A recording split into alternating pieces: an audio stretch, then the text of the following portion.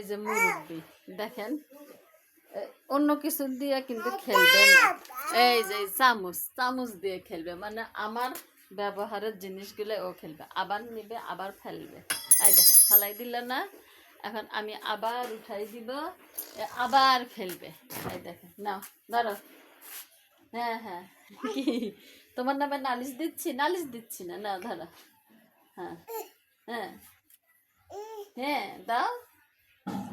এই দেখছেন আপনার ভাইয়ারা আবার ফেললো, মানে ওর খেলাটাই হচ্ছে আমি বারবার মানে তুলে দিব আর ও বারবার ফেলবে, এটাই হচ্ছে ওর খেলা।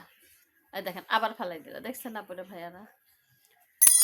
এই দেখেন আবার ফেললো, মানে ওর খেলাই হচ্ছে বারবার আমি উঠাই দেবো বারবার খেলবে।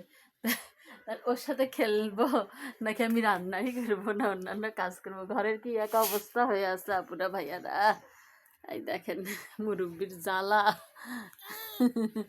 এই দেখেন বাবুকে ওয়ার্কারে বসাই দিছি, আর আমি যে একটু পান খাবো, পান টান খেয়ে এই দেখেন কতগুলো শালগম নিছি, এই শালগম দিয়ে আজকে মুরগি রান্না করব। আর আপুরা ভাইয়েরাই দেখেন নিছি চুন, চুন নিছি মূলত মুখটা সুন্দর লাল হয়, পান খাওয়ার পরে মুখটা লাল না হলে না আবার ভাল লাগে না, তাই চুন নিছি যাতে মুখটা সুন্দর করে লাল হয়। বুঝতেন আপুরা ভাইয়েরা? আমি শালগম কাটবো, মুরগি কাটবো, মশলা বাটবো, তারপর রান্না বসাবো। এই দেখেন মুরব্বি, এই যে মুরব্বি এখানে বসে আছে, মানে কি যে একটা অবস্থা। আমার মতো মুরব্বিদের নিয়ে কাজ করা খুব ঝামেলা। এই দেখেন আবার ধরতেছে, আমি একটা ছোট্টটা খাটের উপরে বসছি, এটা একটা ছোটো মোটো একটা খাট, হাবি জাবি রাখা আছে, আর হচ্ছে এখানে একটু বসে আড্ডা ফাড্ডা মারি এই আর কি। দেখেন আমি বটি নিয়ে বসে গেছি কাটতে, আর এক দেখেন মুরব্বি। যারা বলে যে ছোট বাচ্চা নিয়ে কিসের ঝামেলা, এই দেখেন কেমন ঝামেলা, কিভাবে কাজ করতে হয় দেখছেন। এদিকে আমি শালগম কাটবো, বা শালগমগুলো ভালো একটু আঁশ নাই, এর আগে নিয়েছিলাম শালগম দুনিয়ার আসছিল। আসলে ভ্যান গাড়িতে কিংবা যে কী জানি বলে বানকা গাড়ি বা বানকা ঘাড়ে নিয়ে যারা নিয়ে আসে, তারা আসলে অরিজিনাল জিনিসগুলো নিয়ে আসে, ওনার কাছ থেকে আমি নিয়েছি। আজকে বানকা ঘাড়ের তৈরি নিয়ে একজন আসছিল, তার কাছ থেকে শালগমটা নিয়েছি, বেশ একটা আঁশ নাই, একদম খুবই সুন্দর। আমি আজকে টুকরা টুকরা করে নেব মুরগি রান্না করার জন্য।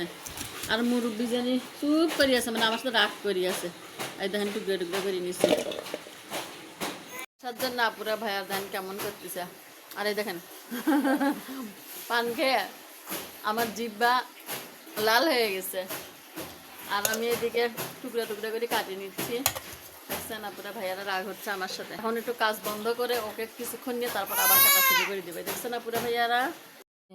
আর এদিকে নিচে হচ্ছে মুরগির মাংস, কক মুরগি কাটি টাটি ধুয়ে নিচ্ছি। আর এদিকে চুলায় হাঁড়ি বসিয়ে দিয়ে পেঁয়াজ বাটা, কাঁচামরিচ বাটা, জিরা বাটা, আদা বাটা, রসুন বাটা, ধনিয়া বাটা, কাঁচা এলাচ, সাদা এলাচ সব বাটি বুটে আমি সুন্দরভাবে কষাই নিচ্ছি।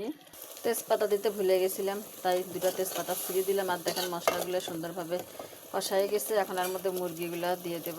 তো গোস্ত দিয়ে দিলাম, তো সবগুলা গোস্ত ভালোভাবে দিয়ে আমি সুন্দরভাবে কষাই নিচ্ছি, কারণ কষানো যত সুন্দর হবে তরকারি ততই টেস্ট হবে। তো আপুরা ভাইয়ারা আমার গোস্ত কষানো শেষ, এখন আমি এর মধ্যে শালগমগুলো দিয়ে দেবো। শালগমগুলো দিয়ে দিলাম, একে একে সবগুলো শালগমে দিয়ে দিলাম। শালগমগুলো দিয়ে আমি আর একটু লাড়াচাড়া করে দিচ্ছি এবং আরও একটু কষাই নেব। তো সামান্য একটু পানি দিয়ে আর একটু কষাই নিচ্ছি, নিয়ে এখন একটু ঢাকনা দিয়ে ঢাকি দেব। আর একটু কষানো হলে পরে আবার ঝোল দিয়ে দিব। দেখি কেমন কষে গেছে। তারপরে ভাইয়েরা দেখেন কি সুন্দর কষে গেছে। এখন আর একটু লাড়াচাড়া করে দেব, দিয়ে একবারে এখন একটু ঝোল দিয়ে দেব, কারণ বাচ্চারা ঝোল ছাড়া কোনো কিছুই পছন্দ করে না, তার মধ্যে আবার দুপুরের খাবার, এর জন্য এখন একবারে একটু ঝোল দিয়ে দেব। তো আপুরা ভাইয়েরা ঝোলের জন্য গরম পানি দিয়ে দিলাম,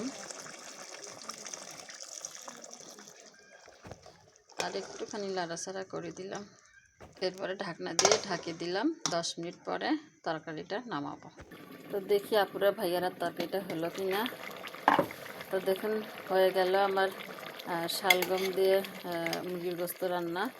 সবাই ভালো থাকবেন, সুস্থ থাকবেন, আর আমাদের জন্য দোয়া করবেন। আজকের মতো এই পর্যন্তই। আল্লাহ হাফেজ।